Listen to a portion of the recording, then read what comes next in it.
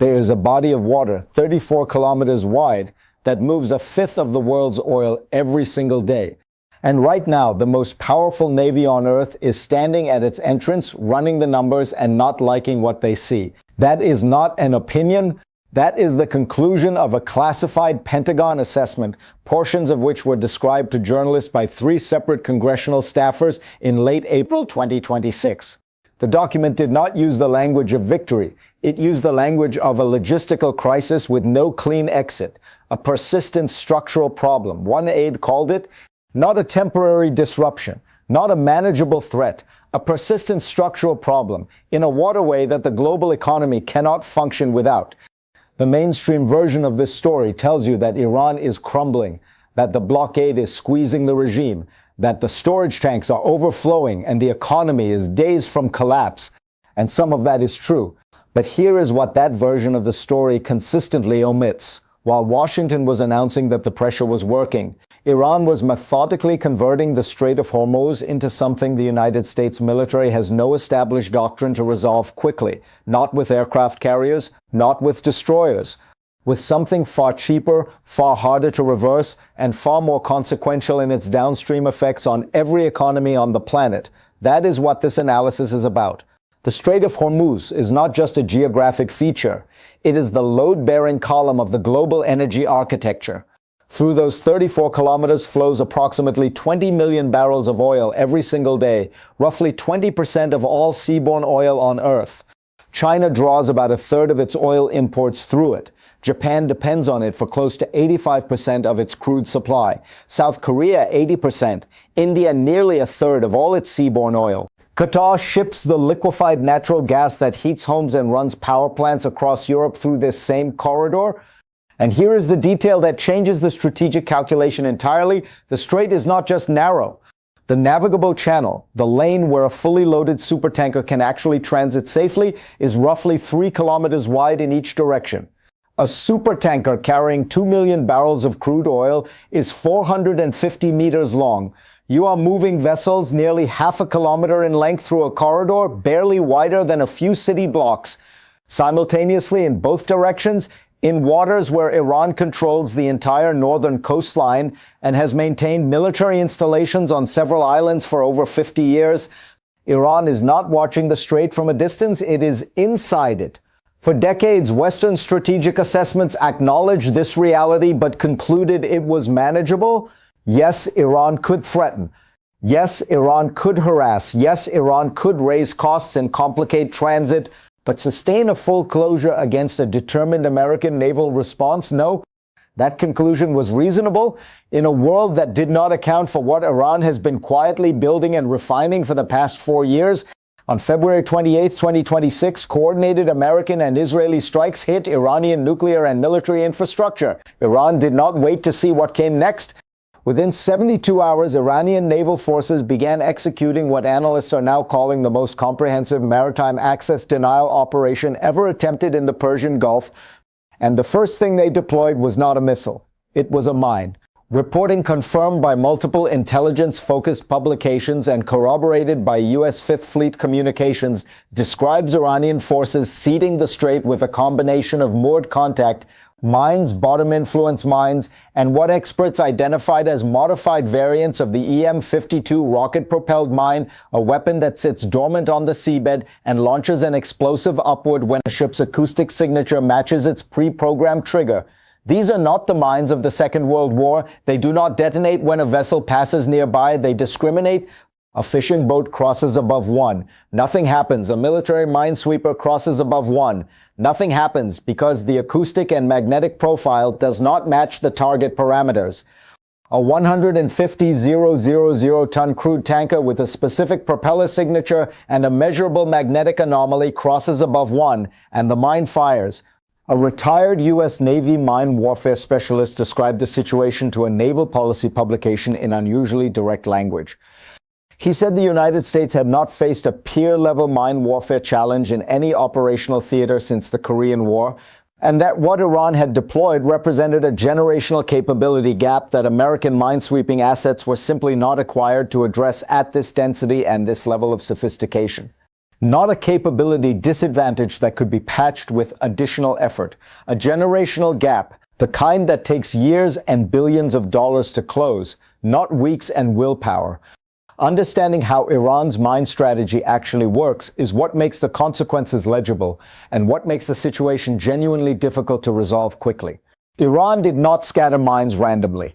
According to analysis published by the Center for Strategic and International Studies and corroborated by satellite imagery reviewed by maritime intelligence firms, Iranian forces executed a doctrine known as area denial layering.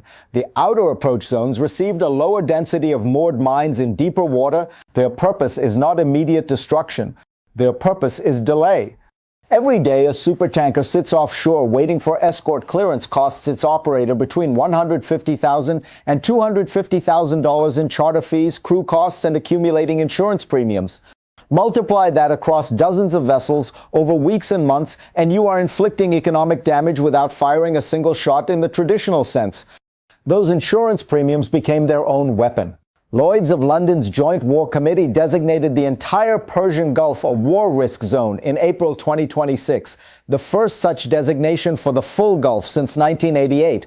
The final years of the tanker war, that designation immediately triggered war risk surcharges on hull insurance for any vessel transiting the region. Published rate data from maritime brokers showed those surcharges rising from roughly 0.1% of vessel value per voyage to between 1.5 and 3.5% within weeks. On a supertanker worth $120 million, that translates to as much as $4.2 million in insurance costs for a single crossing, before accounting for charter fees, before the hazard pay supplements that maritime unions in Greece, the Philippines, and South Korea began demanding and receiving. Shipping companies are not absorbing those costs. They are passing them directly into the price of every barrel of oil that successfully transits the strait. But it is the inner layer of the minefield, the navigable channel itself, where the strategic logic becomes most unsettling. The U.S. Navy's primary mine-sweeping assets in the Fifth Fleet area of operations are Avenger-class mine countermeasures vessels. 4 are currently assigned to the region. Each can sweep approximately a 1-meter-wide corridor at 5 to 8 knots using its mechanical and influence sweep systems. The navigable shipping channel that must remain clear for meaningful commercial traffic is approximately 6 kilometers wide and 90 kilometers long through its most constrained sections. The arithmetic is unforgiving. To certify that corridor as safe for transit in waters where Iran can reseed mines from fast boats operating at night, just kilometers from its own coastline, would require assets the U.S. Navy does not have forward deployed in sufficient numbers. Iranian naval planners have known this for over a decade, since they first reverse-engineered the EM-52 mine from technical specifications obtained in the mid-2000s. The strategy has a name in Iranian military doctrine, not a dramatic name, a descriptive one: the mosquito strategy applied to maritime denial, not defeating the opponent in direct confrontation. Making the confrontation so continuously, unpredictably, and asymmetrically expensive that the opponent's domestic political support erodes faster than its military capacity does. That brings us to economics and to American domestic politics and to why the two are now colliding in ways that are making certain senators from oil-consuming states very uncomfortable. Brent crude was trading near $83 a barrel in January of 2026. By late April, it had crossed $127, a 53% increase in under 4 months. Average retail gasoline prices in the United States crossed $4.30 a gallon in mid-April. In California, they crossed $5.90. These are numbers that voters notice. These are numbers that generate congressional hearings and emergency strategic petroleum reserve debates. And the political pressure those numbers create does not fall on Tehran. It falls on Washington. But mines are only the first layer. Iran paired its mine-laying operation with what naval analysts are describing as the most operationally significant deployment of unmanned surface and subsurface vehicles in the history of naval warfare. Iran's Revolutionary Guard Corps Navy has spent 6 years developing and deploying what are classified as unmanned surface vehicles, fast, expendable, and now operating in the strait in coordinated swarms. Some variants reach 60 knots, faster than any U.S. minesweeper and faster than most patrol craft. Their unit cost ranges from $40,000 to $200,000 depending on payload and variant. Between March 15th and April 28, 2026, U.S. naval assets in and around the strait recorded 73 separate unmanned surface vehicle approach incidents. Instances where Iranian USVs made aggressive approaches toward U.S. Navy ships or commercial vessels under U.S. escort. 73 incidents in 44 days. More than 1.5 per day, every day, without pause. Each incident requires a response. A destroyer responding to an incoming drone swarm expends between $500,000 and $2 million in naval gunfire, close-in weapon systems, and interdiction resources per engagement. Iran's cost to launch that drone, $40,000 to $200,000. America's cost to stop it, up to $2 million. This is what asymmetric warfare means in practice. Not sinking an American destroyer, draining an American operational budget, exhausting crew rotation schedules, and accumulating a cost that someone in Washington eventually has to justify to a domestic audience that is paying $5.90 for a gallon of gasoline. An associate fellow at the Washington Institute for Near East Policy made the point precisely. He told a defense publication that Iran does not need to win a single naval engagement to achieve its strategic objective. It needs to make the strait expensive enough, unpredictable enough, and politically toxic enough that the cost-benefit calculation in Washington shifts. And then he used a word worth pausing on. Achievable. Not aspirational, not theoretical. Achievable. Now we need to go a layer deeper, because underneath the tactical picture, the mines, the drones, the insurance surcharges, the asymmetric exchange rates, there is a structural dimension that changes the entire frame of what Iran is attempting and what constraints it is operating under. On April 9, 2026, a Chinese-flagged research vessel was photographed by commercial satellite imagery operating in the eastern approaches to the Strait of Hormuz. Research vessels conduct oceanographic surveys. They measure water temperature, salinity, current speed, and acoustic properties. The acoustic properties of water at various depths determine how sound travels through it, which determines how difficult it is to detect submarines, which determines how effective anti-submarine warfare is in any given stretch of ocean. That vessel was in those waters for 11 days. It was not the first time. According to maritime tracking records analyzed by the Asia Maritime Transparency Initiative, Chinese oceanographic vessels have conducted surveys in the eastern Gulf of Oman and strait approaches on at least 6 separate occasions since 2021. China does not share that data with the United States Navy. Iran is a party to a 25-year cooperation agreement signed with China in 2021, which includes intelligence sharing provisions that have never been fully disclosed publicly. Iran has operated Russian-supplied Kilo-class submarines since the 1990s, submarines that become significantly more difficult to track when someone has spent years mapping the precise acoustic conditions of the waters they patrol.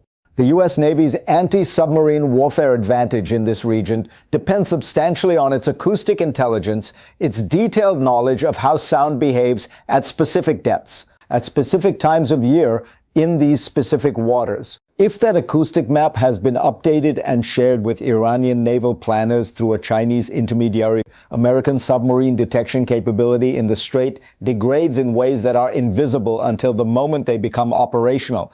A 2023 paper from the Center for a New American Security described the strategic logic this way. The convergence of Chinese maritime intelligence collection with Iranian area denial capabilities in the Persian Gulf represents a force multiplication scenario that has not been adequately modeled in public threat assessments. Not adequately modeled. That is not the language of a contained threat. That is the language of a gap between the public narrative and the classified reality, which brings us inside Washington's own assessment apparatus. Because the most consequential data point in this entire analysis is not what Iran is doing in the strait. It is what American institutions are privately telling each other about it. In late April 2026, the Congressional Budget Office circulated a classified annex to its Emergency Supplemental Defense Appropriations Assessment Portions of that annex were described to journalists by 3 separate congressional staffers speaking on background.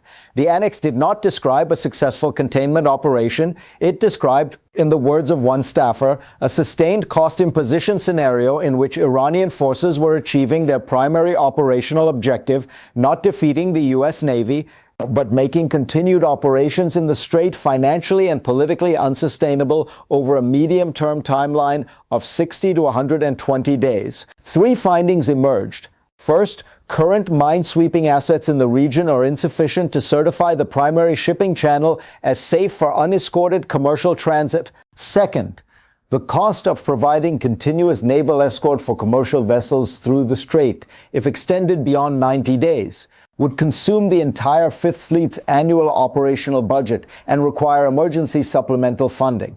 Third, shipping companies representing approximately 40% of pre-conflict Strait transit volume had already privately told the State Department they would not resume unescorted transit even after a formal ceasefire, not until physical mine clearance was certified.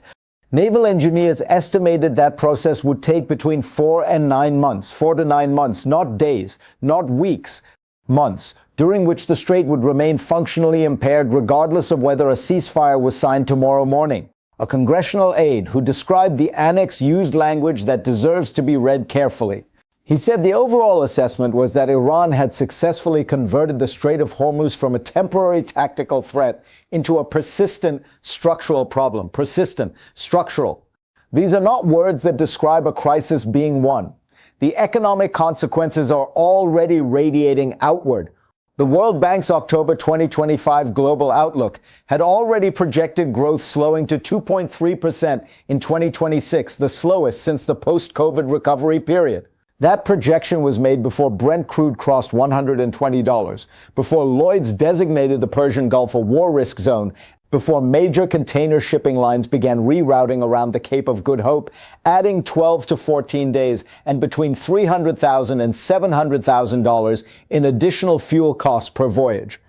MSC, the world's second largest container carrier, suspended its Gulf of Oman transit indefinitely in April. CMA CGM followed 4 days later. In Germany, wholesale natural gas prices rose 41% between March 1st and April 25th. In Japan, the government activated its strategic petroleum reserve for the 3rd time in its history. In India, which had been one of the most consistent buyers of discounted Iranian crude during the sanctions years, the government quietly requested emergency allocation talks with Saudi Arabia and the UAE. On the streets of Rotterdam, heating oil has surpassed the peaks of the 2022 energy crisis. On the streets of Tehran, a loaf of bread costs 3 times what it cost in January 2025. The blockade is inflicting real pain on Iran. But the mechanism Iran built is inflicting pain across an entirely different geography, and the political systems that feel that pain are the democracies whose populations vote. From this position, 3 paths present themselves. The first is a negotiated framework. Iran accepts verifiable constraints on its nuclear program. Mine clearance begins under international supervision. The blockade lifts. Both sides declare something resembling a success. The problem is that mine clearance certification, by the Navy's own engineering estimates, takes 4 to 9 months. The economic damage to global supply chains is already done. And the precedent has been established, clearly, empirically, undeniably, that a mid-sized power with the right doctrine can impose a multi-month functional impairment on the world's most critical energy choke point at an asymmetric cost that runs in its favor. The second path is continued stalemate. USV operations and mine maintenance persist. U.S. operational costs escalate toward the supplemental funding threshold. Domestic political pressure in Washington forces a partial drawdown of escort commitments. Shipping companies confirm that unescorted transit is commercially unviable. The Strait becomes, in effect, a restricted waterway requiring advanced military coordination for all commercial traffic, permanently and structurally changing the operational reality of global energy trade. The third path is direct escalation. U.S. strikes on Iranian naval infrastructure, Bandar Abbas, Qeshm Island, the IRGC fast boat bases, the mine-laying facilities. This option carries the lowest risk of a prolonged cost imposition scenario. It also carries the highest risk of regional escalation involving Hezbollah, Houthi forces, Iranian missile strikes on Gulf state energy infrastructure, and the possibility of Chinese diplomatic intervention that reshapes the entire strategic environment for years.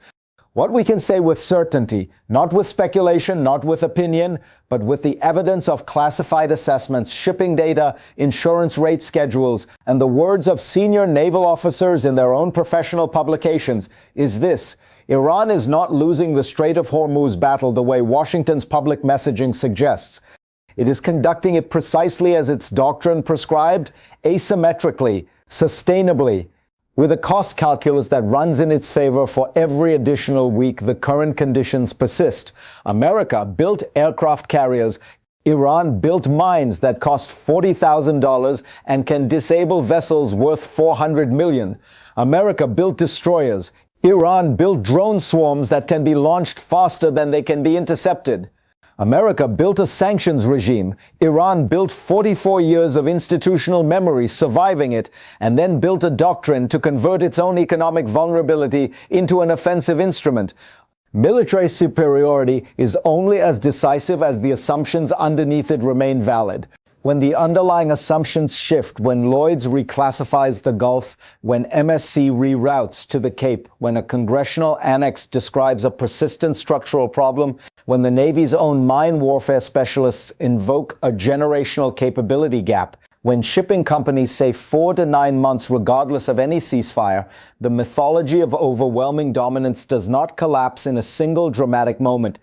It turns off the lights one shipping lane at a time, one insurance premium at a time, one congressional hearing at a time, one leaked internal report at a time, until one morning a naval commander files a document describing a threat architecture for which the most powerful military in human history does not have a clean answer.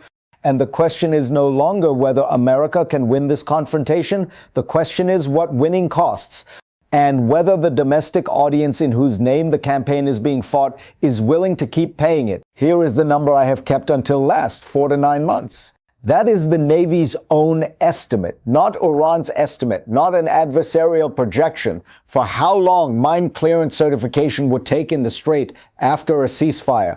4 to 9 months, during which, even if every political objective were achieved tomorrow, the world's most critical energy corridor would remain functionally constrained.